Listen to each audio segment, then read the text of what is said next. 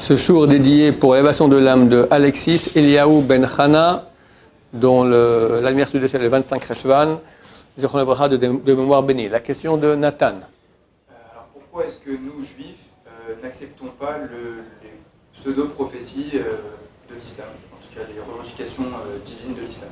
Pourquoi est-ce que c'est... D'accord. Et pourquoi est-ce qu'on accepterait la Torah? Parce qu'on est né juif. La Torah, elle dit on trouve un peuple dans l'histoire qui a prétendu avoir vu Dieu avec je ne sais pas combien de personnes. La Torah dit trouve un peuple qui a prétendu avoir vu Dieu a survécu. Mais un non-croyant te dira ok, t'es très gentil, c'est des bêtises.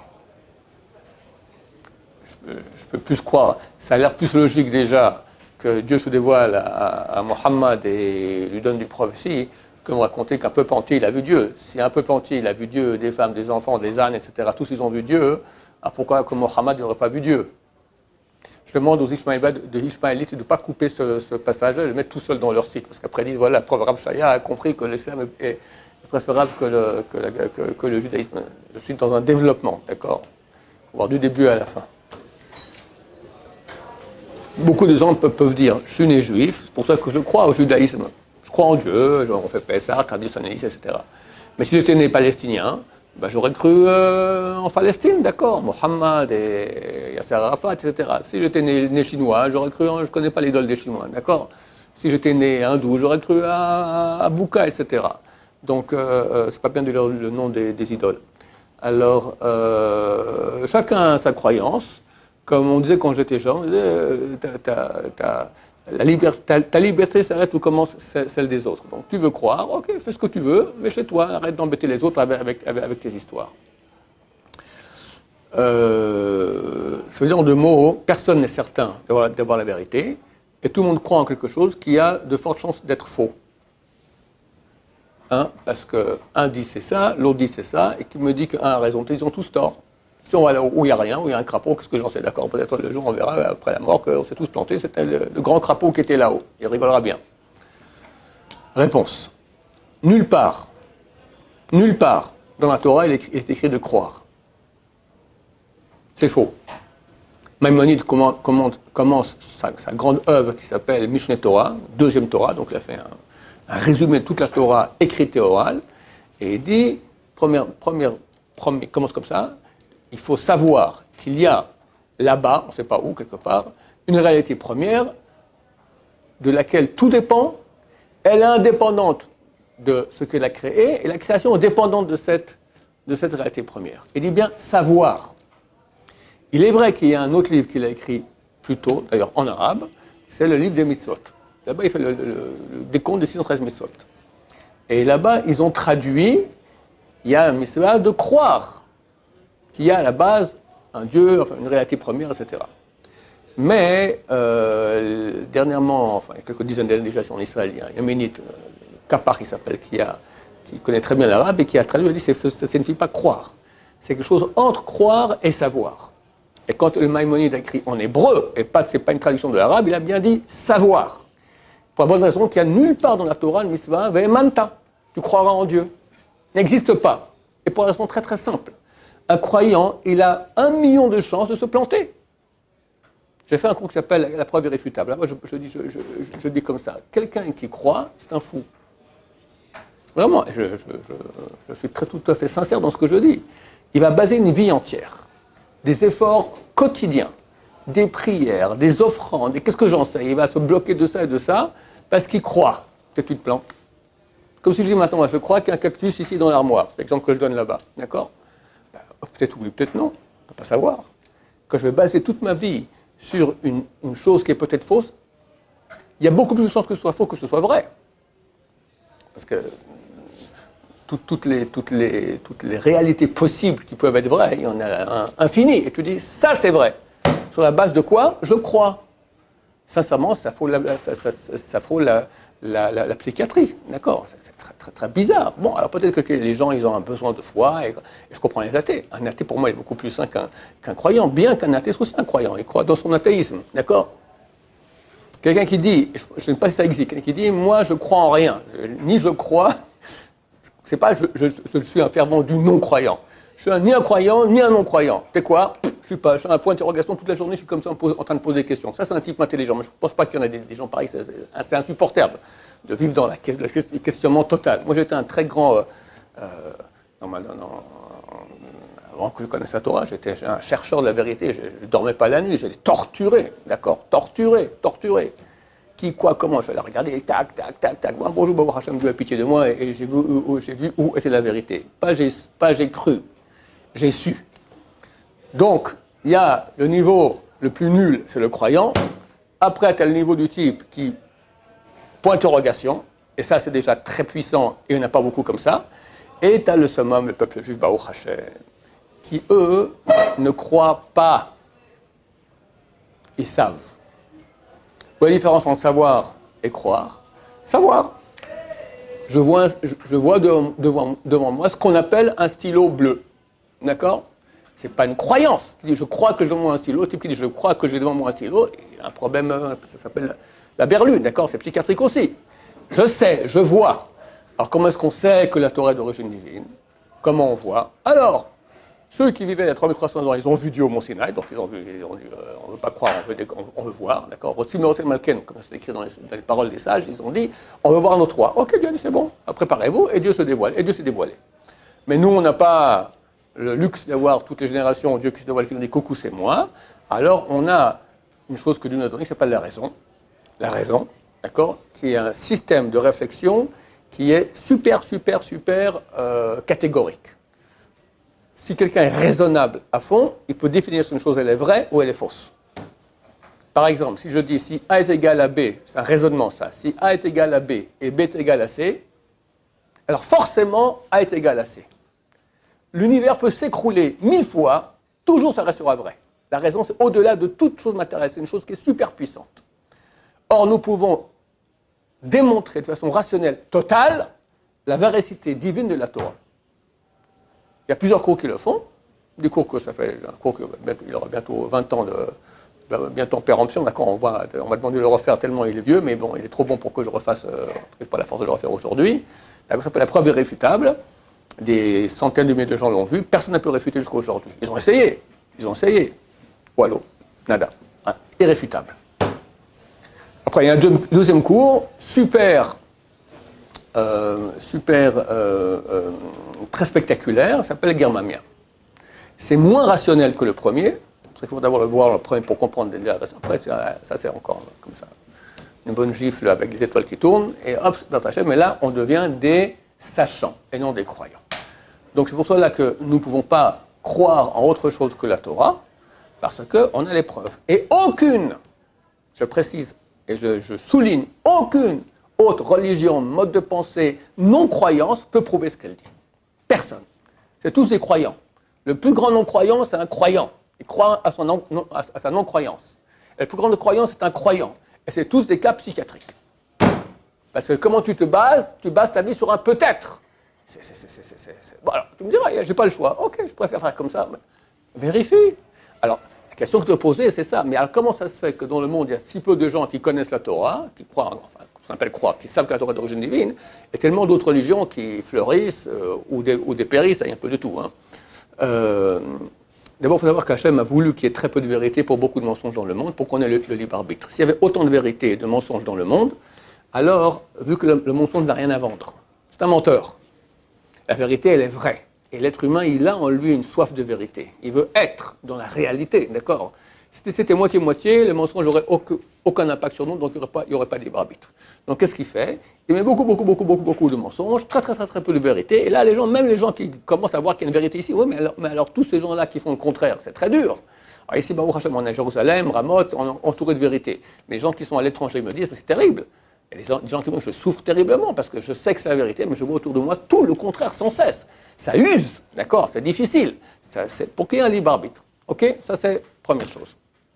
Deuxièmement, n'importe quel être humain au monde, qui qu'il soit, étant donné qu'il a en lui une partie divine qui s'appelle la Neshama, il a une sensibilité à la vérité. Donc un beau jour, n'importe quel être humain, ça lui arrive au moins une fois dans sa vie. Si pas 10 fois par jour, mais au moins une fois dans sa vie, il se pose la question, qu'est-ce que c'est? Qui suis-je? Qu'est-ce que je fais ici? On est là un certain temps et on disparaît. Pourquoi? Alors, on parle à son copain, il lui dit, oh, arrête, tu m'angoisses, viens, on va en boîte. D'accord? Et ça sera à peu près ici. Il y en a qui sont des gens, moi j'appelle ça un menteur. Tu as posé une question qui est quand même assez importante. Quel est ton but dans la vie? Qu'est-ce que tu fais? À quoi sert ce monde? Tu comprends que si tu as reçu maintenant un appareil super, super sophistiqué, on te dit, écoute, c'est très, très, très calé, c'est des plus grands chercheurs au monde, on travaille 10 ans dessus, c'est un truc extraordinaire. Et on te le donne en cadeau. Bah, tu es très content. Maintenant, tu dis, à quoi ça sert? Et on ne te répond pas. Et toi, comme ça, tu vois que, bon, tu peux mettre ton agenda dessus, il y a WhatsApp dessus, bon, c'est sympa. Et tu utilises pour ça, c'est pas un ordinateur, c'est à la puissance 1 million, un truc super, super solide. Et tu t'amuses à ça. Il n'y a pas de plus crétin, je m'excuse, c'est un terme que j'aime bien dire, d'accord, c'est plus tellement la mode, mais c'est haram, comme on dit en Orient, d'accord, c'est dommage.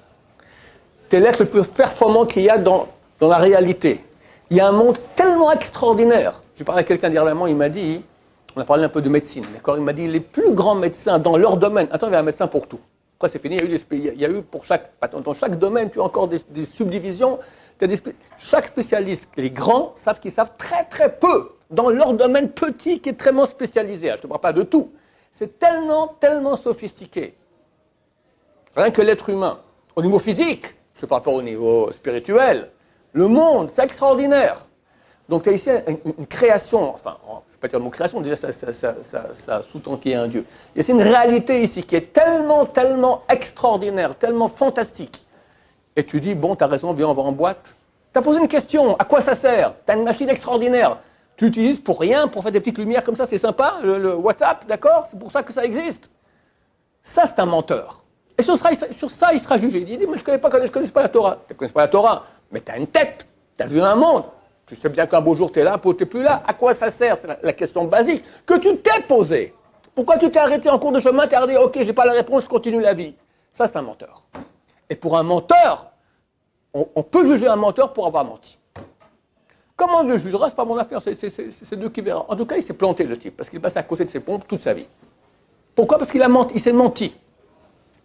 Un type maintenant qui est honnête, même s'il a été éduqué avec les réponses. Alors, des fois, les gens posent des questions, on donne une réponse. Ça, c'est la religion.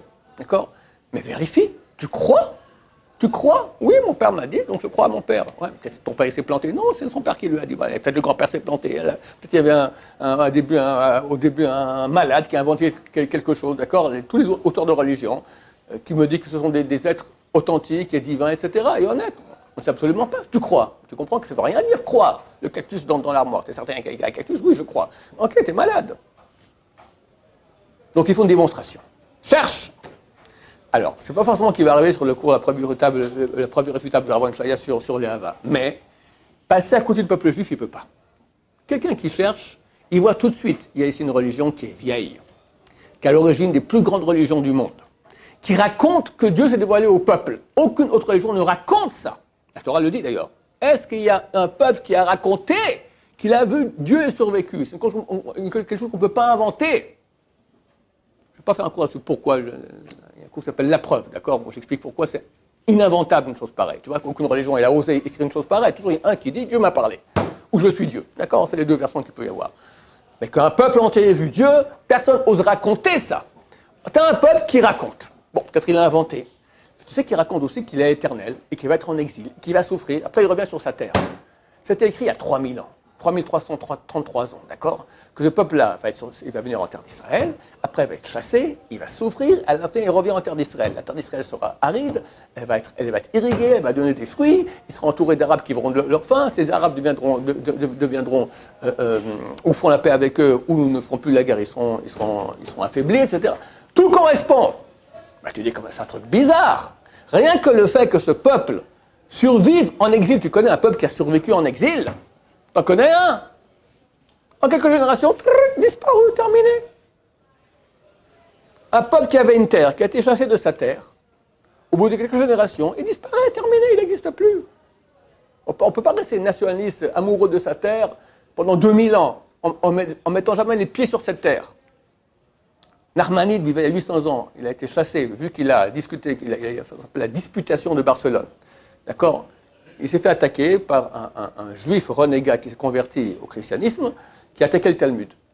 Alors le roi lui demande l'explication. Je lui ai dit, je suis d'accord de venir discuter avec lui, me disputer avec lui, et prouver qu'on a raison, mais à cause que je peux dire tout ce que je veux. Le roi a accepté. Et Nachmanide, il est rentré dans le christianisme, il a fait des râler pâquerettes, ratatiné. Bien sûr, ça existe. En français, la disputation de Barcelone, je crois même qu'on l'a ici dans la bibliothèque. Donc, ça existe absolument. Elle est traduite en français. Le roi lui a dit, désolé, j'ai des pressions de l'Inquisition, de trucs de tout le monde, là, la chrétienté, le pape, tu ne peux pas rester en Espagne. Il est parti, il est venu ici en Israël.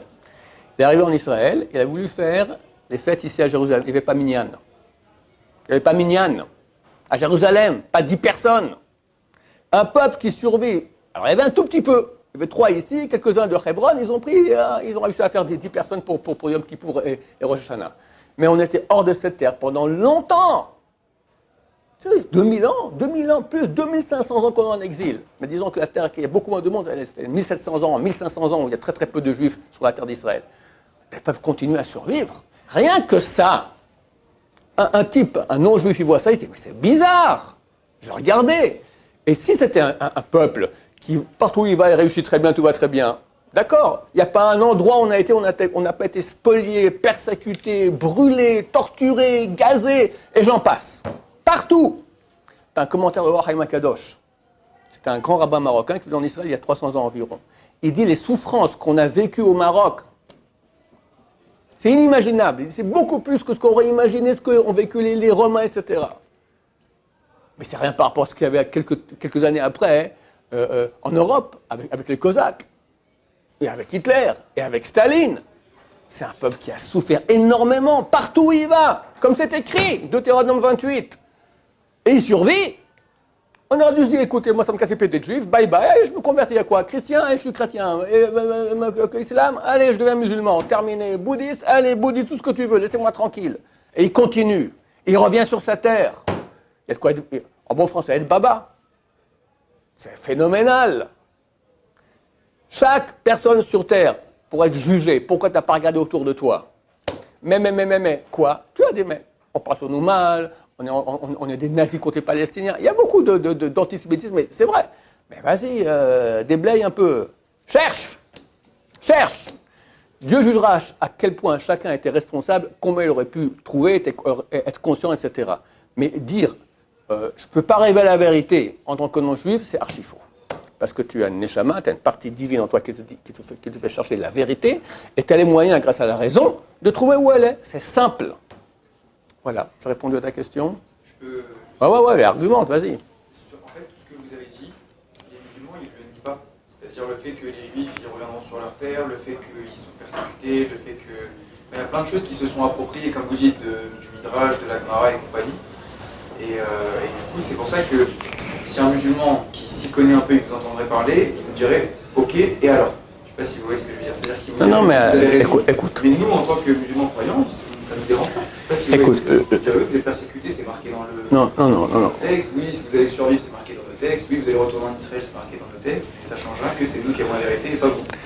Je me suis mal expliqué. Ce que j'ai dit maintenant, je parle de l'histoire du pape d'Israël, tout ça, c'est le détonateur qui te dit c'est quand même bizarre, va chercher. Quand tu vas chercher, tu vas arriver aux preuves. La preuve, d'accord, la preuve sur ce il doit se baser, l'imam ou le cheikh, etc., ou n'importe qui, s'appelle la preuve irréfutable. C'est je prends les prophéties qu'il y a dans la Torah qui racontent notre histoire à l'avance et tout est réalisé. Et ça, tu n'as nulle part dans aucune autre religion au monde. Aucune. Et c'est irréfutable. C'est un endroit, c'est ensemble, c'est le même sujet, c'est des choses qu'on ne pouvait pas savoir de façon humaine, etc., etc. D'accord? Ça, c'est irréfutable. Comme je dis, je répète ici, si on m'amène une seule... Moi, j'en ai des dizaines de preuves que la Torah est vraie. Des preuves rationnelles, solides. Qu'on m'amène une seule preuve, de n'importe quelle religion, que ce soit l'islam, la chrétienté, les crapauds, tout ce que tu veux, d'accord, de vérité, je me convertis à cette religion, je fais des séminaires pour eux. J'étais assailli par des preuves, soi-disant preuves de l'islam. Je les ai cassées l'une après l'autre. Tac, ça n'en est pas une pour ça, tac, tac, tac. Tout ce qui était juste et vrai, des vraies preuves, ça vient de chez nous. C'était piqué de chez nous. D'accord? Il n'y en a aucune. Voilà. Contrairement, des fois, des gens, ils amenaient des preuves. La preuve, c'est des trucs complètement absurdes. Soi-disant une preuve, d'accord, c'est la preuve que c'est faux. Il a visé sa lumière une fois. Bon, je ne vais pas rentrer là-dedans, en 2 mots. Wallo, rien du tout. Encore une question? Je crois que vous avez fait par un bouquin, du coup, avec toutes les preuves dont vous avez parlé. Que vous avez dit genre des dizaines. La preuve irréfutable, la guerre mammaire, c'est déjà très bien. C'est déjà suffisant. C'est pas besoin d'être un bouquin embêté. Non, ça suffit déjà. C'est bien. Pas quelques dizaines, c'est bon. Personne d'autre qui a eu des révélations prophétiques, ou des rêves, ou des trucs comme ça? Pardon? Dans l'histoire, il n'y a eu personne d'autre qui a eu des rêves où Dieu est apparu en rêve à cette personne? Mais j'en ai. Toutes les semaines, les gens m'écrivent que Dieu leur a parlé en rêve. Oui. D'accord. Alors, un de plus. Parce que. Hein? Mais aussi, nos prophètes, c'est en rêve. La plupart des prophètes juifs, c'est par ce biais-là. Le prophète, on le vérifie plusieurs fois. Il a dit, il doit donner une chose future qui va arriver, qui c'est improbable, et ça arrive. Et si c'est pas vrai, on le tue, parce que c'est un faux prophète. Donc je pense qu'on a réglé le problème, c'est bon. Baruch Adonai, l'olam, amen va amen.